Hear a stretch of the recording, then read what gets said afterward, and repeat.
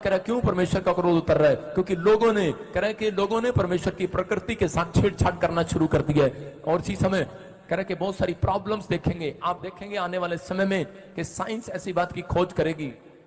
Elon Musk अब लोगों के दिमाग में चिप लगाने वाले हैं। जी हाँ, बिल्कुल सही सुना आपने। दरअसल एलन मस्क की एक और कंपनी है न्यूरालिंक, जो कई दिनों से चर्चाओं में है। इसकी वजह कंपनी का बनाया एक चिप है जो लोगों के दिमाग में लगाया जा सकेगा। इस चिप से इंसानों की डिसेबिलिटी को दूर करने में मदद मिलेगी। एलन मस्क की कंपनी काफी लंबे समय से इस टेक्नोलॉजी पर काम कर रही है। जाएंगे आपको न्यूज में सुनने मिलेगा कि वो डॉक्टर पर केस कर दो, कुछ ऐसी ऐसी चीजें आपके सामने होंगी आने वाले फ्यूचर में कि समझ में नहीं आएगा, लेकिन परमेश्वर करेक्ट। अब हम आपको ये बताते हैं कि आखिर ये टेक्नोलॉजी काम कैसे करती है। ये आर्टिफिशियल इंटेलिजेंस पावर्ड माइक्रोचिप है। दिमाग की एक्टिविटी को रिकॉर्ड और रीड कर सकती है। चिप से लोगों की डिसेबिलिटी दूर करने में मदद मिलेगी।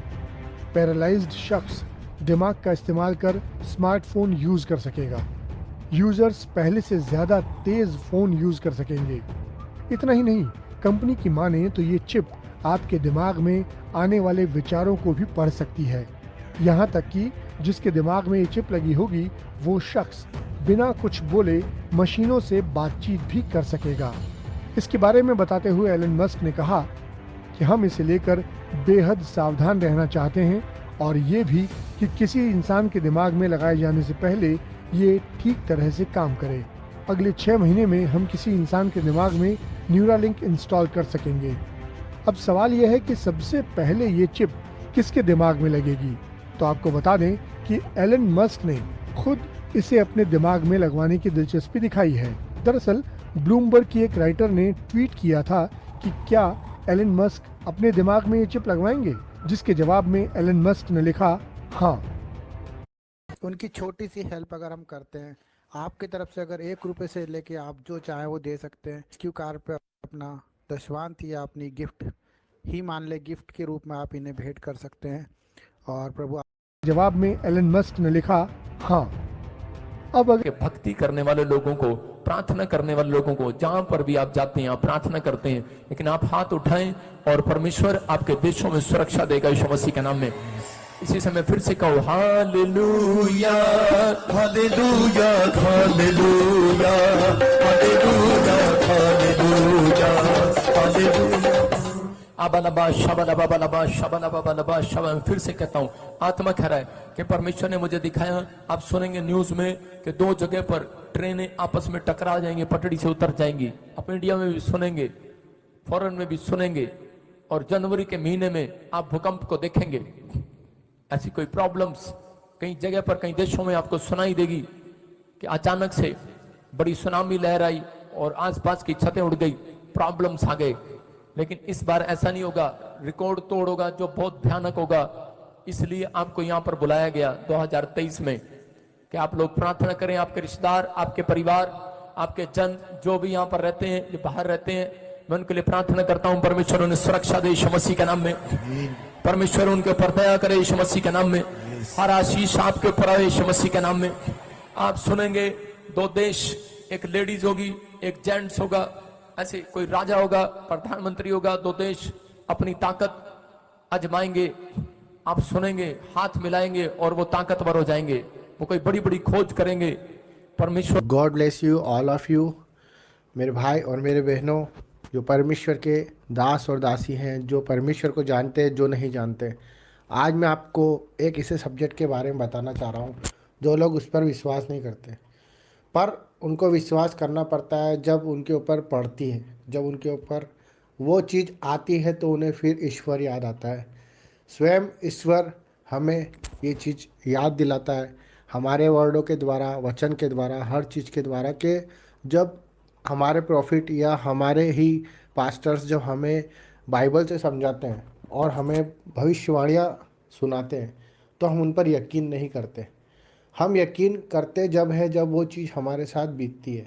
तो आज देख रहे हो आप चारों तरफ कैसा माहौल है, बहुत डरा हुआ, सहमा हुआ और बहुत गंदा माहौल हो चुका है कि कहीं पॉलिटिक्स बहुत हाई है, कहीं बीमारियां बहुत ऐसी हो चुकी है जिनके कोई इलाज नहीं हो पा रहा है, कहीं भुखमरी ऐसी फैल गई है, कहीं ऐसे रोग आ गए हैं जिनका आज साइंस भी इलाज नहीं ढूंढ पा रही। परंतु ये सब क्यों हो रहा है? ये सब आपको मालूम है क्यों हो रहा है? अगर आप समझेंगे कि हम गुनहगार हैं, हम परमेश्वर के गुनहगार हैं, क्योंकि हमने उसके बिना बताए बहुत से पाप किए। हम उसकी आज्ञाओं को मानते हैं पर उस पर चलते नहीं। हम वचन सुनते हैं पर वचन बोलते नहीं। हम जो चीज़ हमें मना की जाती है हम उस पर अमल कर लेते हैं, और कोई मनुष्य हमें डराता है तो हम डर जाते हैं, और हम डर के गुनहगार बन जाते हैं, पाप के भोगी बन जाते हैं। जबकि प्रभु हमारे लिए चारों तरफ फिरता रहता है हमें बचाने के लिए। वो हर एक जन से प्रेम करता है, हर एक जन से। ऐसा नहीं उसके लिए कि कोई पापी है, कोई पुण्य है, या कोई जात धर्म, कोई। वो एक चींटी के लिए भी और एक मनुष्य के लिए भी समान प्रेम रखता है, जो उसे मानता है, जो उसे कबूल करता है, जो उसको जानता है। परंतु हम जान के अनजान बन जाते हैं।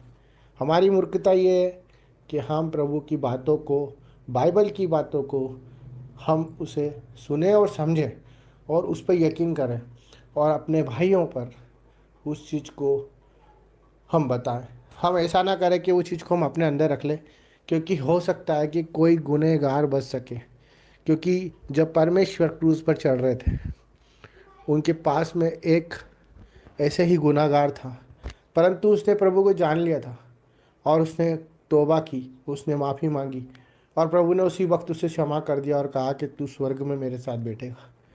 आप समझ सकते हैं इस चीज़ के बारे में कि आपके पास बहुत मौका है, बहुत अवसर है, परंतु प्रभु आपको इतना दयावंत नहीं मिलेगा। आपका पिता, आपकी माता, आपके भाई भी आपको माफ़ नहीं करते हैं, आपका पड़ोसी आपको माफ़ नहीं करता, परंतु प्रभु पल भर में आपको माफ़ करने वाला है। जिन चीज़ों के लिए आज भटक रहे हो आप, कि मुझे ये नहीं मिल पा रही, मेरी ख्वाहिशें पूरी नहीं हो पा रही, मेरी जिम्मेदारियां पूरी नहीं हो पा रही, मेरे हालात ठीक नहीं हो पा रहे, मेरी बीमारियां, मैं लड़ लड़ के हार चुका हूँ, मैं कर्जों में डूब चुका हूँ। इन सब का सिर्फ एक ही कारण है कि हम इस कान से सुन रहे हैं और इससे निकाल रहे हैं। ये हमें छोड़ना पड़ेगा, हमें प्रभु के वचन को मानना पड़ेगा, मान के धारना पड़ेगा, और उस वचन पे चलना भी पड़ेगा। प्रभु यीशु मसीह आए थे और आज भी जीवित है। आप यकीन करते हैं तो कमेंट बॉक्स में लिखे यस, और प्रभु के नाम की महिमा करें और सपोर्ट करें। चाहे वो पापी हो, चाहे गुनहगार हो, चाहे कोई भी हो, अच्छे कामों के लिए उसे आगे लेके आए। किसी को देख के मुंह ना फेरे। हमसे जो हो सकता है, जो प्रभु ने हमें सिखाया है कि उसने अपना आंगन भी दे दिया, उसने अपने कपड़े भी लास्ट टाइम तक दे दिए थे, तो हम क्यों पीछे हटे? विश्वास करें, आपका जीवन बदलने के लिए प्रभु बैठा है। सब कुछ बदल जाएगा, और हर एक भविष्यवाणी जो आपके जीवन में हो रही है, जो आज चारों तरफ हो रही है, उस पर यकीन करें, क्योंकि प्रभु वचन से बोलता है और वचन ही प्रभु है। हालेलुया। God bless you.